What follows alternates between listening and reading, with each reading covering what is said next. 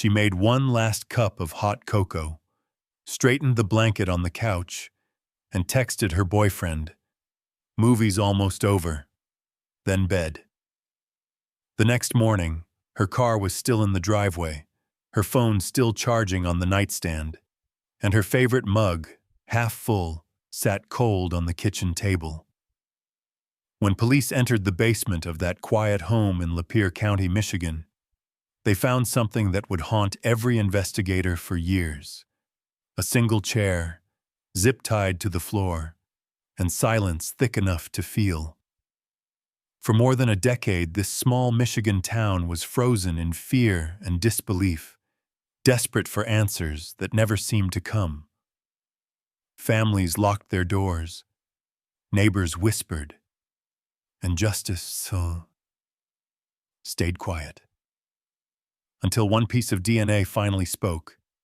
This is the story of Natalie Rourke and the house on Millstone Road, a story of love, loss, and the 11-year fight for the truth.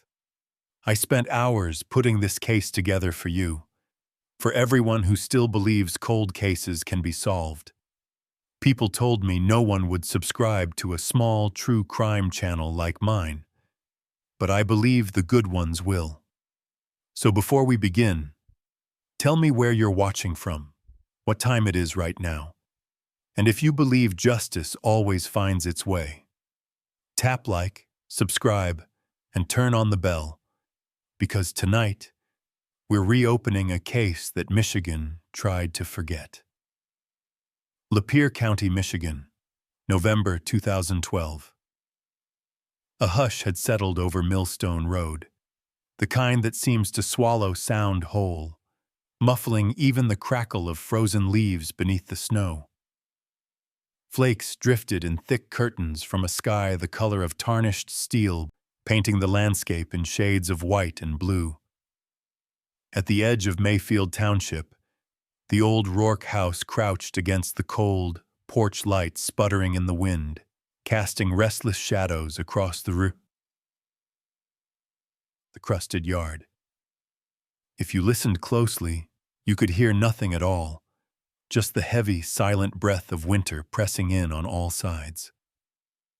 Inside the house, Natalie Rourke padded barefoot across the polished floor, the boards creaking in a way that made her pause and glance at the windows.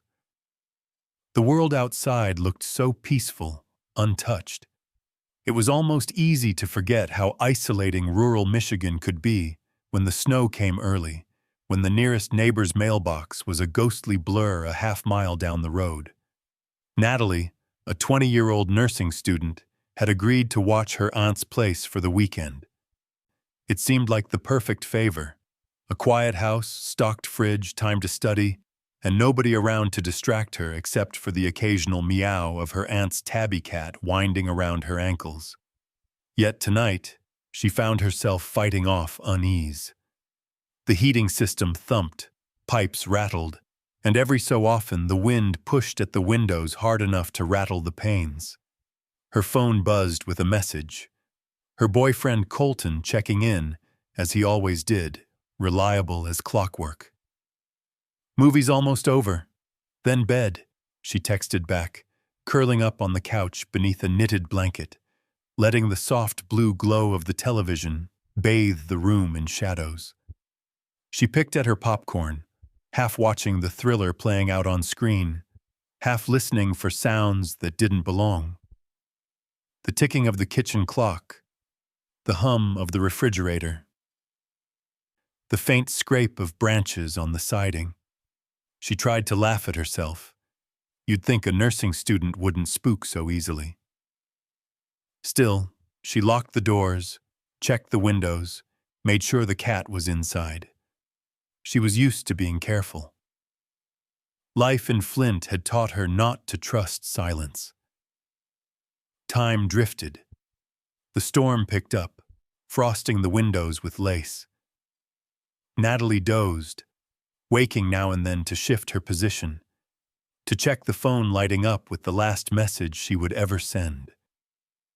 In that moment, everything felt suspended, a fragile pocket of warmth and light, pressed against the encroaching dark. It was a scene painted by safety, held together by routine. But outside, the world was changing. Footprints that would never be seen were already being swallowed by snow. At 9:44 p.m., as the credits rolled and the cat blinked sleepily at the TV, Natalie thought she heard something outside.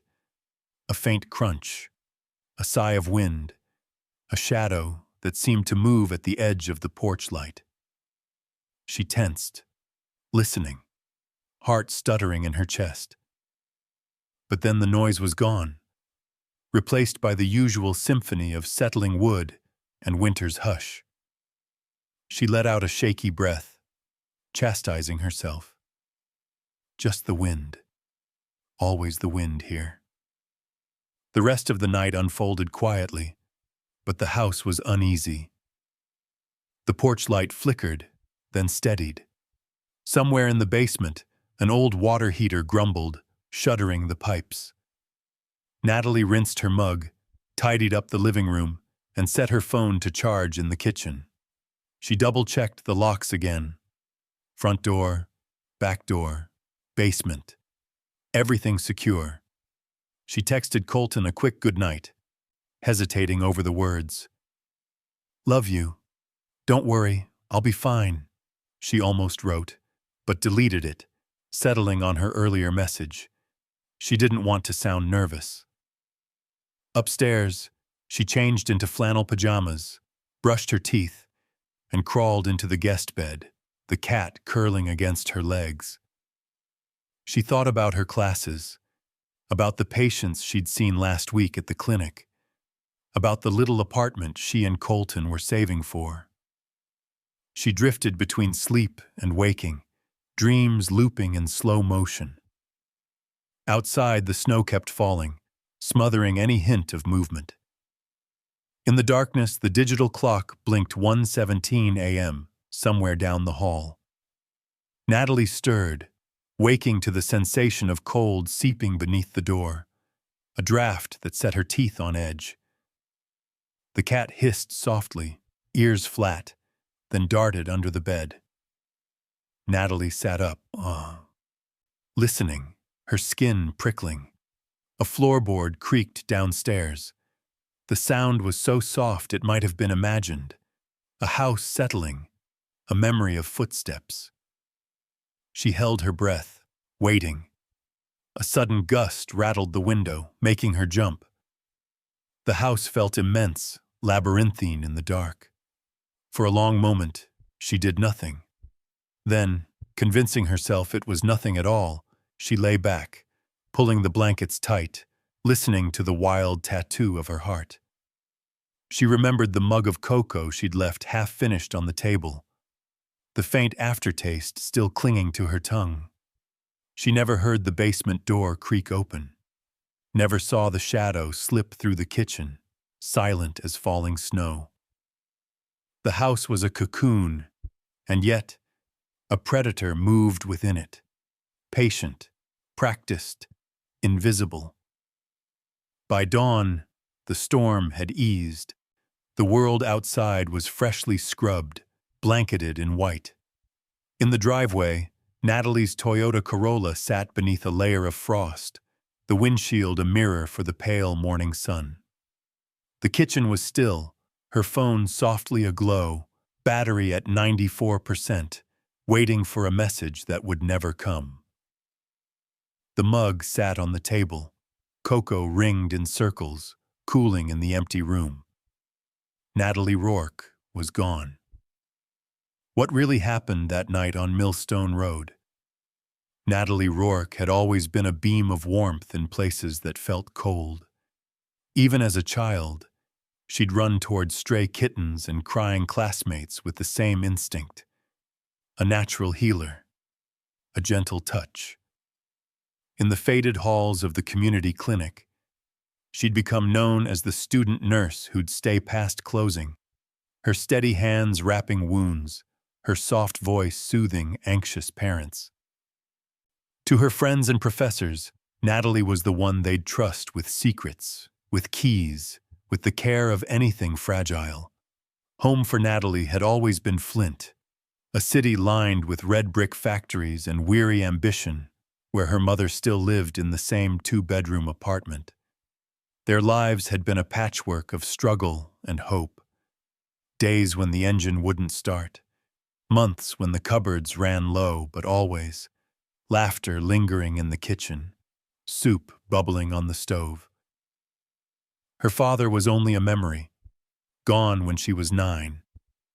But her mother filled the emptiness with stories and work, and Natalie grew up quick, responsible beyond her years. College became her ticket out, but not an escape. She still came home on weekends, still checked in on her mother, still kept her old bedroom filled with cat posters and textbooks. Nursing was more than a calling. It was her way to build something lasting, to make every moment of kindness count. And then there was Colton Vance. Tall, steady, reserved, the kind of person whose presence calmed a room. He worked as an EMT at Lapeer General, long shifts behind the wheel of an ambulance, eyes always scanning for trouble before anyone else saw it coming. He had met Natalie on a rainy spring night, a car accident on I-69, Natalie kneeling in the mud beside a bleeding stranger. Their hands brushed as they lifted the patient, and that small shock of contact became something neither could shake. For more than a year, they built a quiet life together. Not of grand gestures, but of everyday rituals. They split morning coffee at the diner before Colton's shift, exchanged notes on anatomy flashcards, nursed a rotation of rescued cats through fever and fear. On weekends, they made plans for an apartment with a balcony, maybe even a puppy. Natalie loved Colton for his dependability, for the way he looked at her like she was the only light in the room. He loved her for her laughter, her stubbornness, the way she always believed things could get better. Their world was small, but safe. Lapeer County seemed, at first, like the kind of place nothing bad could ever happen. All snow-blanketed fields and quiet, two-lane highways winding through stands of maple and pine.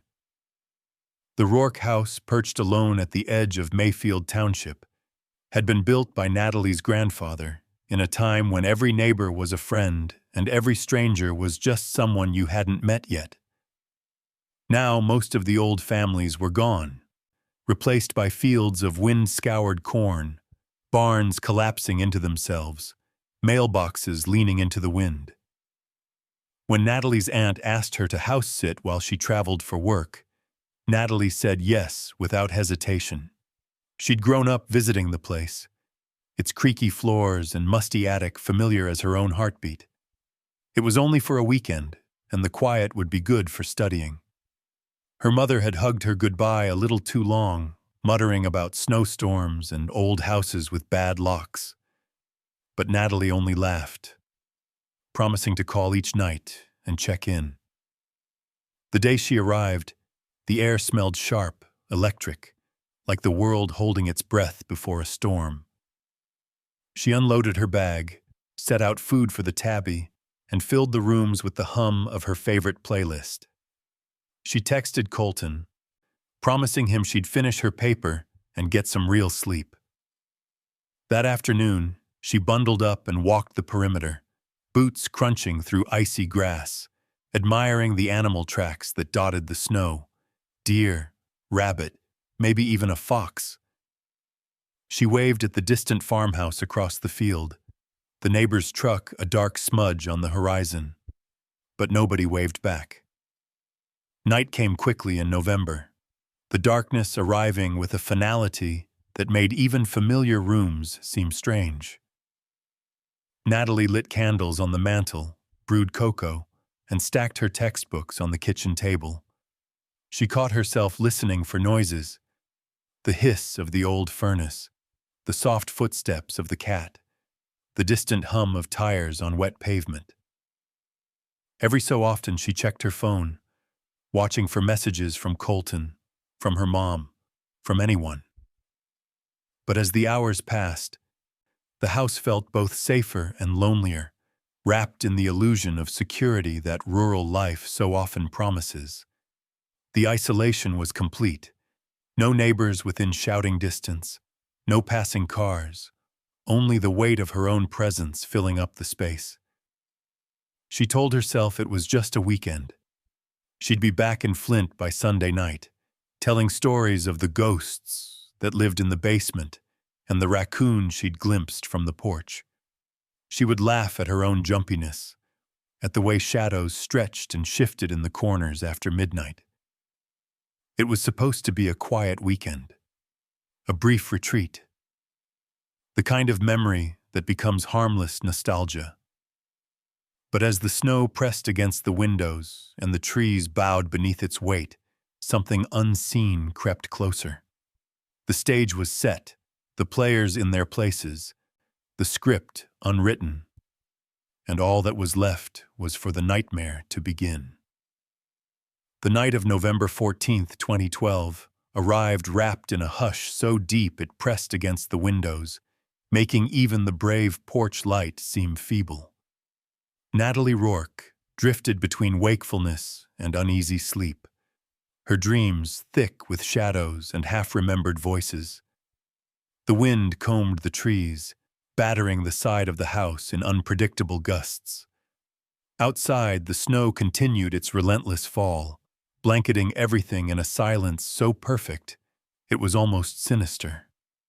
Around 9:40 p.m., a faint glow still flickered behind the living room curtains. A passing neighbor, heading home late from a double shift, glanced up and saw the porch light shimmer, then stutter, and at last flicker out. The television continued to cast blue ripples of light across the walls, shapes moving and twisting, transforming the ordinary into the uncanny. But nobody thought much of it. In rural Lapeer County, power outages were as common as the winter storms that caused them. House lights flickered, then steadied, and life always went on. But not this night. The hours slipped by, unnoticed. In the deep of the night, the world beyond Millstone Road slept, unaware that something was irrevocably broken. No one heard the soft creak of the front door as it eased open, the whisper of cold air slipping into the warmth. No one heard the hurried footsteps or the muffled sounds from the basement. No neighbors saw footprints tracked in from the snow, because there were none. The storm covered all evidence, erasing every trace almost as soon as it was made. Morning brought no reprieve. A pale gray light seeped through the clouds, revealing a world unchanged on the surface. Natalie's aunt returned from her business trip, driving slowly along the icy road, her breath fogging the windshield as she hummed along to the radio, already making mental lists for the week ahead. She expected to find the house just as she left it, quiet, warm, with Natalie curled up in the living room or feeding the cat in the kitchen. Instead, as she pulled into the driveway, she noticed the Toyota Corolla parked at a strange angle, its windshield dusted with snow, unmoved since the night before. The mailbox was still stuffed with yesterday's paper, the porch light faintly glowing even in the morning gloom. She felt a flutter of unease, something she brushed aside as travel fatigue, until she climbed the steps and saw the front door was slightly ajar. She stepped inside, calling Natalie's name. The only response was the echo of her own voice, bouncing off the walls. The kitchen looked ordinary at first. A mug half filled with cocoa sat on the table, the chocolate film crusted along the rim, and next to it, Natalie's wallet lay open, a few bills peeking out. Her phone rested on the counter, still plugged into its charger, the screen dark. Nothing looked out of place, and yet, the house felt wrong. as if a storm had swept through and rearranged the air itself. The television was on, silent now, cycling through the end credits of an old movie. A faint blue light spilled onto the rug, illuminating the paw prints of the cat. Upstairs, the beds were made, Natalie's suitcase unzipped and clothes folded neatly inside. But Natalie was nowhere. It was only when she called for the cat, and the animal failed to appear, that true panic set in. She moved through the house in a rush, checking closets, the bathroom, even the mudroom. The back door was locked, undisturbed. The windows were secure, the snow outside pristine, except for a slight indentation beneath the guest bedroom, perhaps where the cat had pressed its nose against the glass. Her heart pounding, Natalie's aunt descended the creaking basement stairs, the air turning cold and musty with each step. Down in the low light, she saw it. The laundry chair, plastic zip ties glinting against the metal legs, and Natalie, still and silent, her head slumped forward, hands bound behind her. The world seemed to tilt, reality collapsing in on itself. There was no sound but her own gasp, the strangled scream caught in her throat. Natalie had been shot once in the head. There were no signs of struggle, no overturned furniture, no shattered glass. The only thing out of place was Natalie herself, anchored to that chair in the middle of the cold cement floor. No valuables were missing. Her purse was on the kitchen counter, untouched. There was no forced entry. The doors and windows remained as she'd left them, and the snow outside was undisturbed, as if the killer had been a ghost. The first responders arrived in a wave of blue and red lights, engines growling in the dawn. The scene was surreal.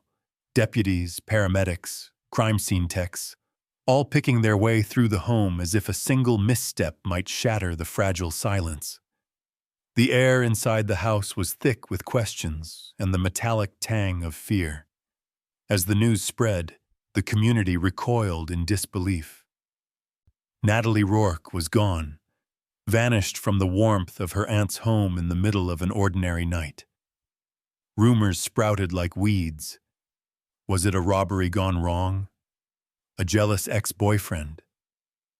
A drifter passing through, hunting opportunity on a snowy back road? The sheriff spoke to reporters outside the yellow-taped porch, promising answers, but none came.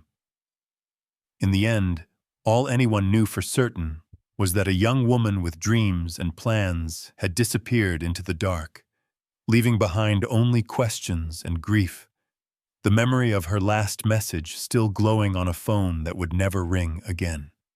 News travels differently in small towns. It doesn't simply arrive. It seeps, spreading from house to house on low, urgent voices, the kind that lower to whispers when children walk into the room. Before the sun had fully climbed the trees lining Millstone Road, word of Natalie Rourke's death had already reached the farthest corners of Lapeer County. A single text, a neighbor's phone call, a tremor of disbelief, a horror too senseless to comprehend. By noon, the story had broken into the local news. Young woman found dead in Mayfield Township basement. They called it the basement murder. The effect was immediate, like a cold front sweeping through the heart of the county. At the community college, classes emptied as students clustered in the halls, piecing together rumors, pressing phones to their ears, some weeping openly, others frozen in silent disbelief. White ribbons appeared on backpacks and jacket lapels, symbols of solidarity and mourning, as if fabric alone could hold the sadness at bay. The old stone church filled that evening with neighbors and classmates, and mothers clutching their daughters a little tighter. Candlelight flickered against stained glass, smoke curling toward the ceiling as prayers tangled with sobs in the cold air. Natalie's photo was everywhere. A yearbook smile printed on flyers, illuminated by the gentle glow of 1,000 smartphone screens. The story was repeated again and again, growing more distorted with each telling. She was house-sitting for her aunt. It must have been a break-in. Someone saw headlights near the house late at night. Every new detail, true or invented, only deepened the mystery and the fear. The parents of Lapeer County double-checked their locks and looked out their windows, peering into the falling snow, hoping the killer wasn't out there, hoping, too, that this nightmare would never touch their families. For the police, the search for answers had begun the moment the first officer set foot in the house. The case drew state troopers, forensic teams, and detectives from as far as Lansing, all of them hunting for a single mistake, a single overlooked clue. The scene offered little. No forced entry, no valuables missing, no neighbors reporting unfamiliar vehicles or suspicious noises. And yet, everyone agreed. No one simply vanishes from a locked house in the middle of nowhere, not without help. In the absence of clear evidence, the focus shifted quickly to those closest to Natalie. For law enforcement, that meant Colton Vance. To investigators, the boyfriend is always the starting point. Sometimes they said, it's jealousy. Sometimes it's rage. Sometimes it's just proximity, a simple equation. Who had access? Who had motive? Who had something to hide? Colton submitted himself willingly to the process, showing up at the station still in his EMT uniform, his eyes swollen with lack of sleep. He surrendered his phone, his smartwatch, answered question after question as detectives retraced his steps minute by minute, the weight of every pause and every sigh measured for guilt. He described his evening on shift, his texts with Natalie, the drive home in freezing rain. They asked about fights, jealousy, secrets. Colton answered everything. When offered a polygraph, he agreed, sitting quietly as the examiner hooked wires to his chest, his palms sweating despite the chill in the air. The polygraph results offered nothing, no sign of deception, no hidden malice. But truth is a slippery thing when grief is fresh and answers are scarce. Whispers started in the break room at the hospital, among neighbors at the diner, even at Natalie's own college. Boyfriends always know more than they say, someone muttered to a reporter. He's too calm. It's always the ones you least suspect. It didn't matter that Colton's grief was real, that he broke down at the vigil, that he stood in front of reporters with red-rimmed eyes and a voice shaking so hard it barely carried across the microphone. A cloud of suspicion had formed around him, a storm that grew with every hour the case went unsolved. Friends stopped calling. The hospital put him on leave for his own well-being. Neighbors who once waved now crossed the street or averted their eyes. The investigation grew more public, the press hounding Colton, snapping photos when he left his apartment or tried to run errands.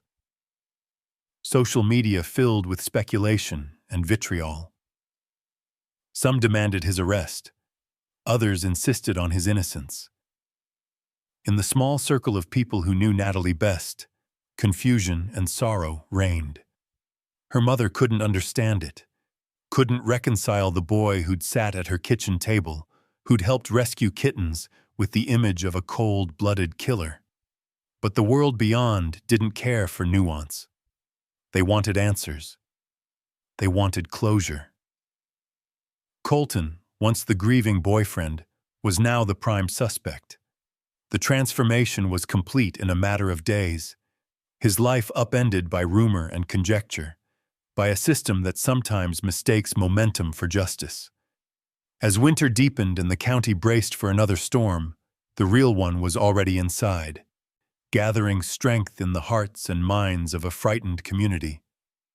And through it all, Natalie's absence hung over Lapeer County like a shadow, growing darker with every unanswered question, every rumor repeated, every candle burned down to wax in the night. With the first waves of public suspicion crashing over Colton Vance, the machinery of justice in Lapeer County began to turn in earnest. The house on Millstone Road was transformed into a crime scene frozen in time. Yellow tape fluttering in the icy wind, investigators moving methodically from room to room, searching for the smallest anomaly, the faintest imprint that might explain the unthinkable. For days, detectives pored over Natalie's life, her phone records, her emails, her schedule at the nursing school. They questioned classmates, friends, professors, and anyone who had seen her in the days before her death. Nothing pointed clearly to motive or opportunity. There were no angry exes, no jealous rivals, no hint of trouble outside the ordinary stresses of youth. Still, the pressure mounted from above. Someone needed to be held responsible, and the community wanted a name, a face, an answer. Then, in a trash bin in the mudroom, a detective found a single Marlboro cigarette butt, half crushed and dusted with ash. At first, it seemed inconsequential. Natalie didn't smoke, neither did Colton, and the house had been locked tight. But sometimes, evidence gains power not from what it is, but from what it might be. With few other leads, the small clue was elevated to significance, a thread for investigators to pull. Lab technicians worked overtime. Swabs and fingerprint kits tested every surface, every doorknob, every forgotten glass in the sink. Yet for all the meticulous searching, no fingerprints were recovered from the basement. No strange DNA on Natalie's clothing or under her fingernails. The cigarette butt yielded nothing. The DNA profile didn't match Colton, but it also didn't match anyone in the criminal database. It was, in every way, a dead end. But cases aren't always built on evidence alone. Sometimes they are built on stories, on the proximity of grief, on the power of suggestion, on the easy comfort of a narrative that fits what people want to believe. Investigators returned, again and again, to Colton's movements that night. His phone pinged nearby cell towers, but gaps remained, small windows of time unaccounted for. His alibi, solid but not airtight, was picked apart with growing intensity. Each interview seemed to twist his words, to recast his confusion and sorrow as defensiveness and guilt. The prosecutor's office faced mounting scrutiny. Newspapers ran headlines with Natalie's photograph beside Colton's, side by side, the implication unmistakable. Boyfriend remains focus of investigation. Community demands justice for Natalie. Candlelight vigils turned to public meetings, voices growing sharper, suspicion solidifying into certainty before a jury was ever seated. By mid-2014, nearly 18 months after Natalie's death, the pressure reached a breaking point.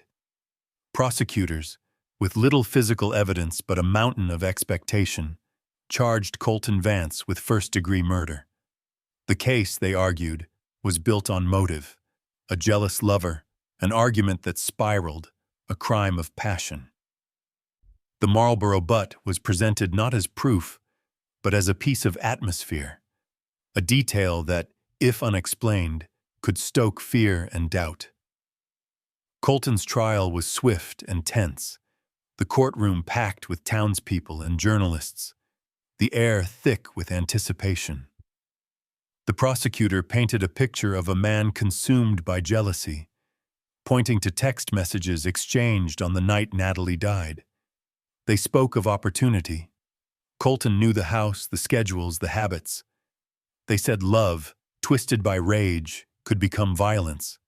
When Colton's attorney pointed to the lack of evidence, no prints, no DNA, no history of violence, it was met with silence, the words evaporating against the walls of public outrage. During closing arguments, the prosecutor's voice rose with certainty, declaring, "He killed her in a fit of jealousy. No one else had reason. No one else had opportunity. No one else mattered." In the pews, some nodded, some wept, and others simply watched, faces blank and tired. The verdict came down in a heavy silence. Guilty. Life in prison without the possibility of parole. Colton barely seemed to hear the words, staring straight ahead, his face pale and hollowed by weeks of anxiety and sleeplessness. As the deputies cuffed him, he whispered, so quietly that only his attorney heard, "I didn't hurt her. I loved her." The courtroom emptied, the doors closing behind a future now forever altered. For Natalie's family, the conviction brought little comfort. Grief was still grief, loss still loss, and no sentence could bring her home. For Colton, the world shrank to the dimensions of a prison cell, his name etched forever in the records of the state, his pleas of innocence drowned out by the echo of a system more interested in closure than in truth. Outside, Millstone Road slipped further into memory, the house gathering dust, the snow melting and refreezing as seasons turned. But beneath the surface, doubt lingered. Questions were left unanswered, evidence unexamined. The real story, whatever it was, remained locked in silence, buried beneath the comfort of an easy conviction and the weight of a community's need for someone, anyone, to blame. In the weeks after the trial, winter pressed in on Lapeer County with a heaviness that seemed to seep into every crack and corner. Newspapers, which had once printed Natalie's face on every front page, slowly turned their focus elsewhere. New tragedies, new scandals, new distractions for the community's aching heart. The house on Millstone Road, scene of so much heartbreak, faded into the background, the yellow tape removed, the front porch swept clean by wind and neglect. But for two families, the pain was as sharp as the day it began. For Natalie's mother, each day became a tightrope walk over an abyss. Every familiar smell, every echo in the apartment, every time the phone buzzed at 9:44 p.m., the hour of Natalie's final message, sent a jolt of hope, quickly swallowed by the weight of reality. Grief became ritual. She kept Natalie's room untouched, her textbooks stacked beside the bed, a line of rescue cat photos on the windowsill, as if the right arrangement of memories might summon her daughter back. For Colton Vance, grief was a cell with concrete walls and iron bars. The transition from rescue worker to inmate was brutal and absolute.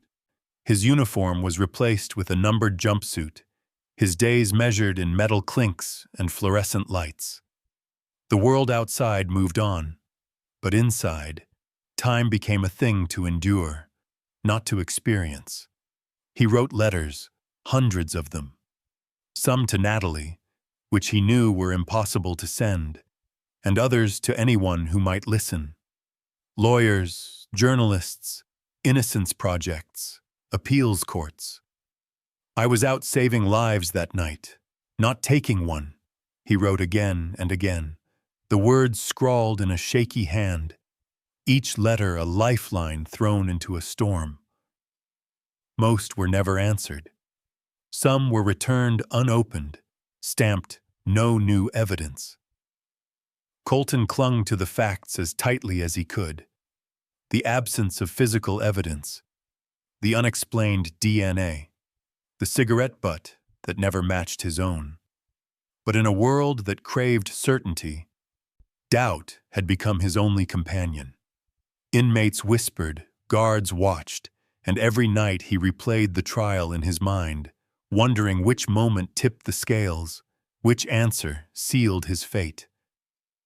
As the years ticked by, the world outside the prison gates changed in ways Colton could hardly imagine. Phones became smarter. His old friends drifted into new jobs, new towns, new families. Natalie's memory became a cautionary tale, a local legend whispered among new nursing students and repeated by mothers to their daughters. Be careful. Don't trust too easily. Never be alone out there. By 2018, nearly 6 years after the nightmare began, the case was nothing more than a yellowed file in a courthouse basement. But fate, like justice, sometimes arrives in strange disguises. A new legal intern, sifting through old case records, noticed a line in the court transcript, an error in the jury verdict form. It was procedural, technical, something most would have dismissed as meaningless. But for Colton, it cracked open the smallest window of hope. The Michigan Court of Appeals agreed. The trial's outcome was tainted by this tiny flaw, enough to warrant a retrial. For the first time since his conviction, the official story was no longer set in stone. Word spread, first among legal circles, then into the media, and finally back into the cold corridors of the prison where Colton waited, almost afraid to believe. Old wounds reopened for Natalie's family, fear and exhaustion mingling with the hope that perhaps, this time the truth would come out. The retrial drew new eyes to the case. The Michigan State Police, under pressure to re-examine every unsolved homicide, assigned a fresh team to the file. They approached the evidence with new technology, new ideas, and, most importantly, none of the assumptions that had clouded the original investigation. The cigarette butt, long dismissed as a footnote, was sent for advanced forensic genetic genealogy. It took months, endless paperwork, and the cooperation of genealogists who combed through ancestry databases. But finally, a name emerged from the shadows. Garrett Mobley, 37. A long-haul truck driver who had passed through Lapeer County in 2012, working temporary jobs on the fringes of town. His history was a patchwork of states and aliases, with arrests for assault and theft scattered across Florida and Georgia. No connection to Natalie. No reason to ever enter that house, except the randomness of opportunity and the arrogance of those who think they can outrun consequence. For the investigators, the revelation was both a breakthrough and an indictment of all that had come before. The evidence that could have changed everything had always been there, silent and ignored, until science found the voice to speak its truth.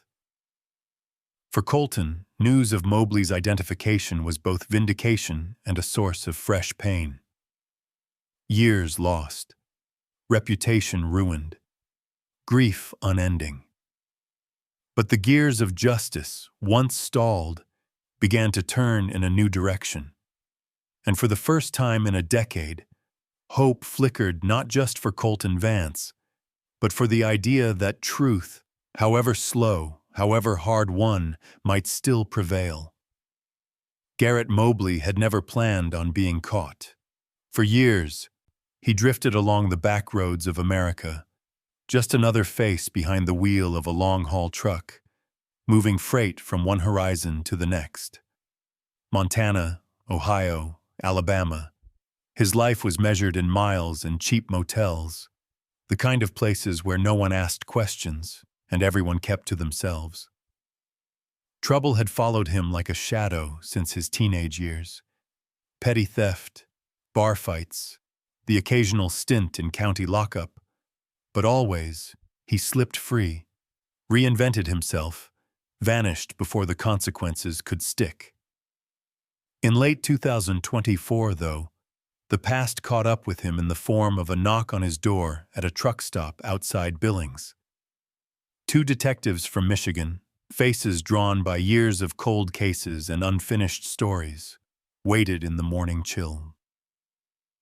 Their questions weren't about a stolen wallet or a broken nose this time. They were about Natalie Rourke, a murder he'd convinced himself had disappeared beneath layers of snow and bureaucracy.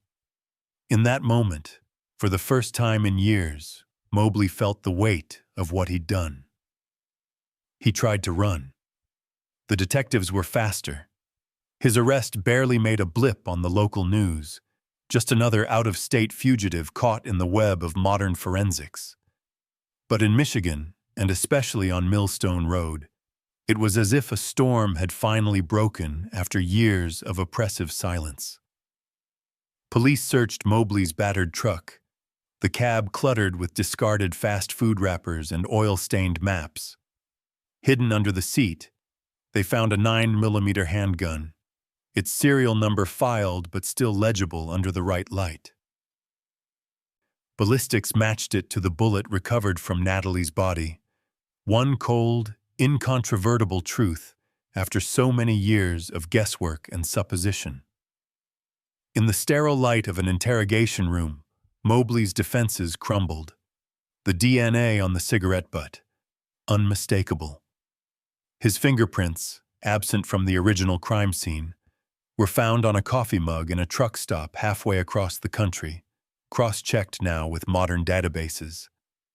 The evidence formed a chain, one link after another, leading straight back to that November night in Lapeer County.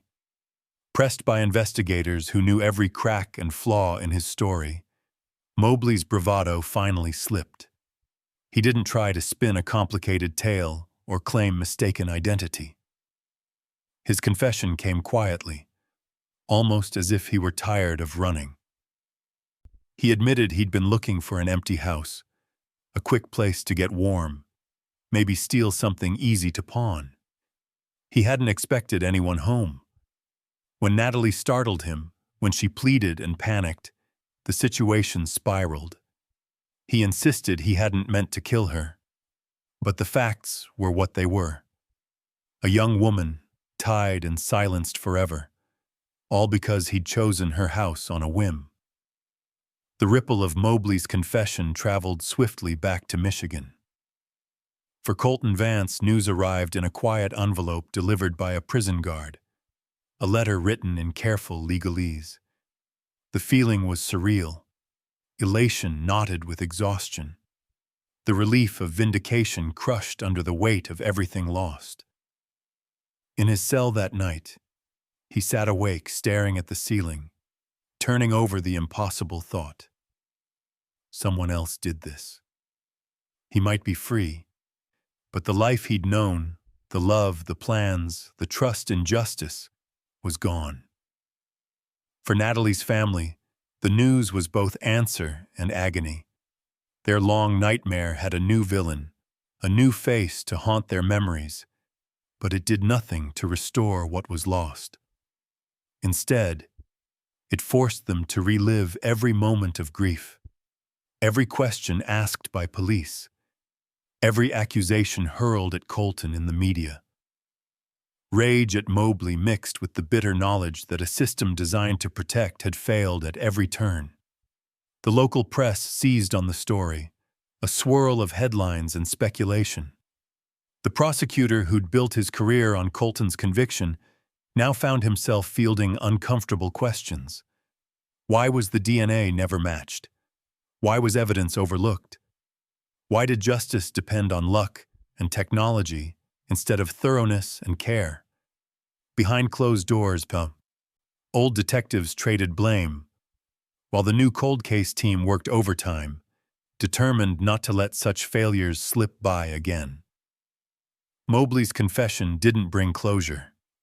It exposed wounds, personal and institutional, that would take far longer to heal. The public, who once demanded a quick conviction, now faced the uncomfortable truth that haste and certainty could be as deadly as the crimes they sought to avenge. The case became a rallying cry, not just for Natalie, but for every family who'd lost faith in the system meant to protect them. In the aftermath, the house on Millstone Road remained, a silent witness to all that had unfolded. Snow fell again, erasing footprints, smoothing scars. But for those who remembered, for those who'd suffered, the memory remained sharp, unsoftened by time. Natalie's room stayed untouched. Colton's letters carefully preserved by advocates who'd never given up hope. And far away, in a prison cell, the man who'd set this tragedy in motion sat alone, haunted by what he could never undo. Justice, when it finally came, was a cold comfort, a reminder that truth, however long delayed, could not restore what violence had taken. April 2025. In the heart of Lapeer County, the courthouse stood like a fortress against the spring winds, its granite pillars stained with a decade's worth of sorrow and frustration. The people of Millstone Road and beyond gathered in anxious clusters on the courthouse steps, faces drawn, eyes watchful. The case that had haunted their winters and shadowed their summers was at last coming to a close, and the air hummed with a nervous electricity, hope, anger, and exhaustion mixing in equal measure.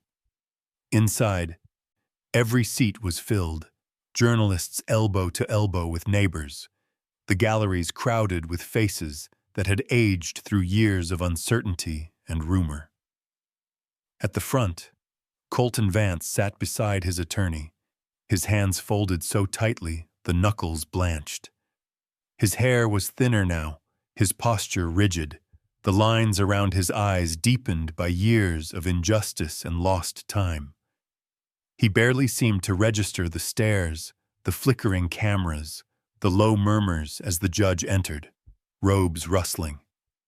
On the other side, Garrett Mobley appeared, smaller than the legend that had formed around him. Unkempt, exhausted, his gaze refusing to meet anyone's eyes. There was no drama in his movements, no last-ditch declarations of innocence, only the cold certainty that every step now led deeper into the consequence of what he'd done. The trial played out with the surreal quality of a nightmare remembered. Witnesses recounted the details for what felt like the 1,000th time.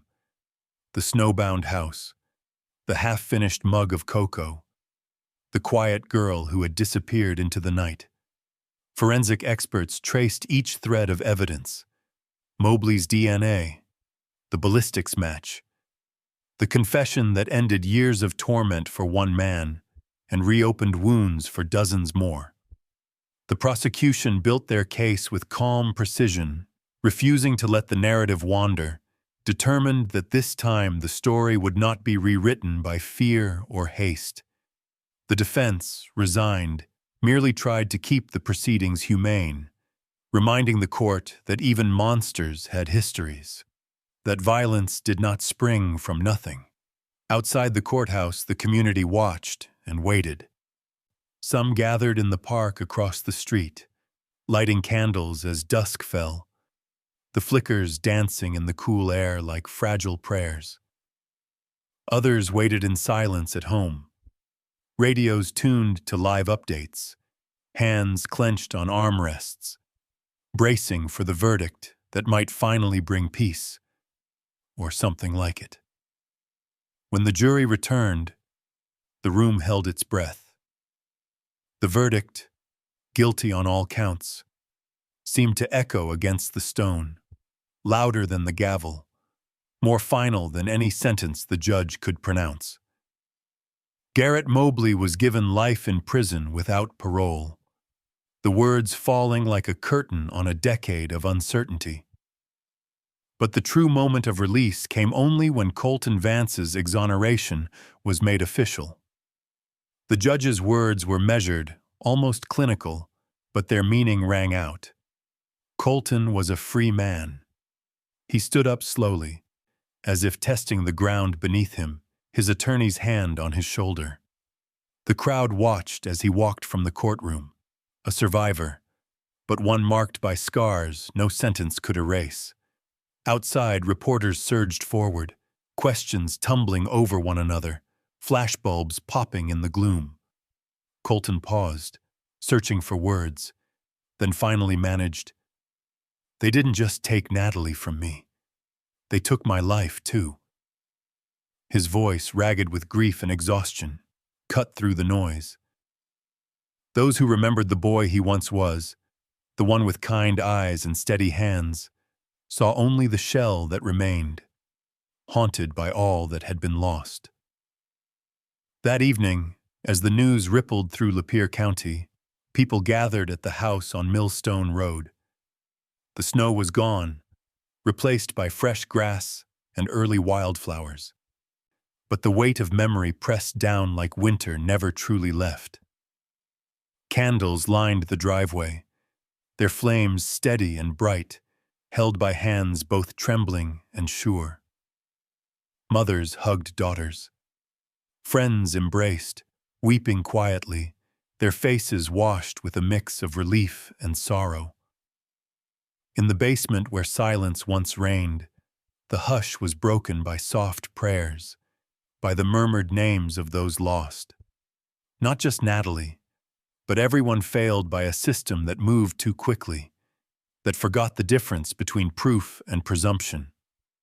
The air was thick with the scent of melted wax and hope trying to grow roots in barren ground. For the first time in years, the story felt complete, though not healed. There were no victors, only survivors. Natalie's mother stood with a photo of her daughter pressed to her chest, her eyes dry but unblinking, fixed on the candlelight. Colton remained apart from the crowd, hands in his pockets, gaze on the empty windows of the house. The world had turned, justice had been served, but the cost could never be repaid. As midnight neared, the crowd slowly drifted away, leaving a line of candles to burn in the darkness.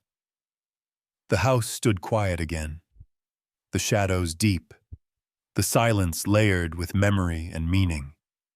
The basement, once a place of horror, now held the faintest trace of hope, a sense that in remembering, in gathering, in refusing to let the story fade, something good might yet grow from all that had been lost.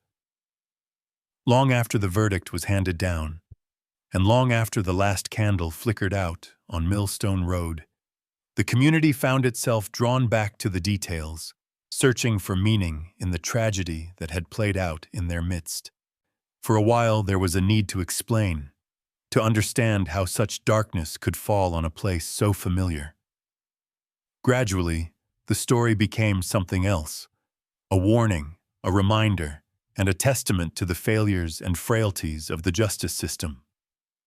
This was not just the story of Natalie Rourke and Colton Vance. It was the story of Andrea Eilber, a young woman from Lapeer County, Michigan, whose life was cut short in a moment of senseless violence in 2011.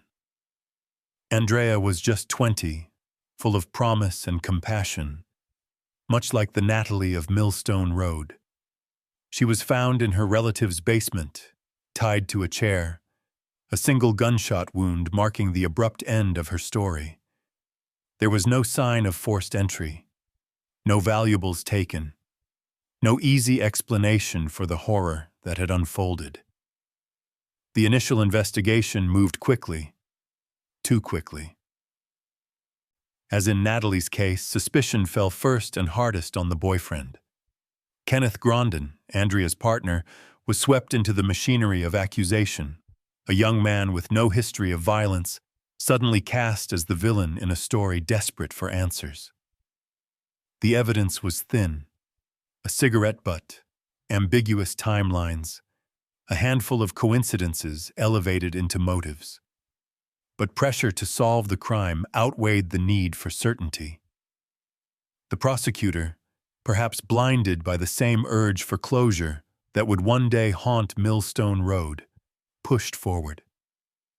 Kenneth, much like Colton, endured the worst kind of isolation, the kind that comes not from bars and cells, but from being doubted by a world that once embraced you. He passed a polygraph, surrendered his phone and every alibi he could muster, but still the case moved forward. At trial, emotion outpaced fact. The prosecution painted a portrait of jealous rage, of passion turned to violence. The defense pointed to the absence of any real evidence, but the jury, battered by months of rumor and the relentless need for resolution, chose certainty over doubt. Kenneth was convicted, sentenced to life in prison without parole. For years, he lived with the label of murderer, separated from his family and haunted by the loss of the woman he loved. Andrea's family, desperate for peace, tried to accept the outcome, though it never quite fit. The community, hungry for a story with a villain and an ending, allowed the years to pile up over the memory, smoothing its edges. But the truth, stubborn as ever, refused to stay buried. In 2023, over a decade after Andrea's death, new technology offered a second chance at justice. Forensic genetic genealogy, unknown in the days of the first investigation, was applied to the evidence, and what had once been invisible was brought to light. The DNA on the cigarette butt was matched not to Kenneth, but to a man named Chadwick Mobley. He too had drifted through Michigan, a life defined by trouble and transience, hiding in plain sight while an innocent man sat behind bars. The revelation was seismic. Mobley was arrested and brought to trial, and, just as with Garrett in Natalie's story, the evidence was overwhelming. He confessed and was sentenced to life in prison in 2025, the same year Lapeer County found itself mourning again, this time with a sharper sense of what had been lost. Kenneth Grondin was released, but the years stolen from him could not be returned. The community was left to reckon with its own mistakes, the ease with which suspicion became certainty, the dangers of narratives that fit too neatly, and the haunting knowledge that justice delayed is justice denied. The story of Andrea Eilber, of Natalie Rourke, of Colton and Kenneth echoes through Lapeer County still. It is told in classrooms and courtrooms, whispered at vigils and printed in newspapers each time another case threatens to repeat the same pattern. For every family who lights a candle, there is a reminder. The law is not infallible, and the pursuit of closure must never come at the cost of truth. And so the house on Millstone Road stands, silent but heavy with memory. The basement is empty now, the walls freshly painted, but those who know its story see past the surface. They remember Andrea and Natalie, and all the others for whom justice came too late. Their stories are warnings etched into the landscape, reminders that every detail matters, and that lives are changed forever by what is believed and by what is ignored. As seasons turn, the wildflowers return, blooming stubbornly in the yard where candles once burned. The air is lighter, but the weight of what happened lingers, an ache, a lesson, and a promise to keep telling the story until justice truly means the end of suffering, not the easy satisfaction of a closed case. There are stories that fade quietly with the seasons, forgotten by all but those who lived them. But there are others, like the tragedy on Millstone Road, that remain, stubborn as the winter wind, echoing through the years and reshaping the very soil where they took root. Even as time marches forward and new lives unfold in old houses, the lessons endure, passed quietly from neighbor to neighbor, teacher to student, parent to child. Natalie Rourke's story, like Andrea Eilber's before her, did not simply end with a conviction or a verdict. The true conclusion came in the slow reckoning afterward, as a community was forced to confront the uncomfortable reality that justice, once thought to be the solution, had nearly become a second crime. It was not just Natalie who was taken on that cold November night. It was not only Colton whose life was shattered. The system designed to protect both victim and accused had failed spectacularly, and in doing so reminded everyone of the fragile line between trust and betrayal. In the months following the final trial, Lapeer County's routines resumed. Children caught the bus on snowy mornings. Church bells rang out on Sundays. Neighbors waved from passing trucks. Yet beneath the surface, something essential had shifted. There was a new wariness in the way people spoke about crime and punishment. A new humility in the voices of those who had once demanded swift justice above all else. For Natalie's family, healing remained slow, the empty chair at the table a daily wound that time could not close. For Colton, freedom was both a gift and a challenge. Every day outside prison walls carried the weight of memories, both sweet and bitter. In classrooms and living rooms, the story took on a new life, not as a tale of horror, but as a warning and a guide. Teachers spoke of the importance of critical thinking, of demanding evidence over rumor, of remembering that every suspect is innocent until proven guilty. At community meetings, people questioned local leaders about investigative transparency, the quality of forensic work, the dangers of confirmation bias and tunnel vision. It was uncomfortable, at times painful, but necessary. Complacency had cost too much. For the officers and prosecutors, reflection came in fits and starts, sometimes sparked by sleepless nights, sometimes by new faces in the department who asked uncomfortable questions. Files were reopened, protocols were rewritten. Some offered apologies in private, others in public, but all felt the burden of having mistaken closure for truth. There was a slow, stubborn determination to do better, to remember that every case, every piece of evidence, every testimony could alter the course of lives beyond the courtroom's walls. Yet even as improvements were made, the damage lingered. The injustice endured by Colton and by Kenneth before him became rallying cries for advocates of legal reform across Michigan and beyond. People who had once accepted the decisions of judges and juries without question now demanded accountability at every level. It became clear that justice was not a simple destination, but an ongoing journey, one that required vigilance, humility, and above all, a willingness to admit when the system itself was wrong. On a quiet evening months after the trial, people gathered again at the house on Millstone Road. There was no vigil, no speeches, just the simple act of remembrance. Natalie's mother placed a single wildflower on the porch, letting the wind carry her unspoken thoughts across the empty yard.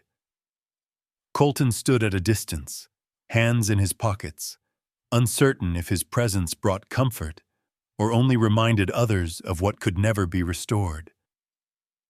Yet the gathering mattered. It was an act of collective memory, a promise that neither Natalie nor the truth about what happened to her would be forgotten. The lesson was clear. Justice must always mean more than punishment. It must mean protecting the innocent as fiercely as it seeks to hold the guilty to account. It must mean humility in the face of uncertainty and the courage to change course when the evidence demands it. When those with power forget this, when they allow convenience or public pressure to outweigh the careful pursuit of truth, the system itself becomes complicit in tragedy. Science, in the end, brought clarity to the chaos. But it took years, years of lost freedom, lost faith, and unending grief. How many others, the community now wondered, waited in silence for their truth to be heard. How many more stories remained buried by the weight of easy answers? The people of Lapeer County vowed to remember, to remain vigilant, to teach their children not just to be careful, but to question, to demand proof, to insist on fairness no matter how strong the urge for resolution. Because justice, they now knew, was not an act but a practice, one that belonged to everyone. And as the story of Natalie, of Andrea, of Colton and Kenneth spread beyond the county lines, it became a call to action. Stay alert. Trust your instincts. Demand accountability from those in power. Never let prejudice replace proof, Mom. Some wounds can only be healed by the truth, and only by sharing these stories can new tragedies be prevented. The house on Millstone Road still stands, silent as dusk falls. Its walls bear witness, not just to what happened there, Mom, but to the long, difficult journey toward justice and the hope that comes from never giving up on the truth. If this story moved you, share it. Help honor those who were lost and those who suffered. Keep the memory alive, and let it guide us all toward a justice that is worthy of its name.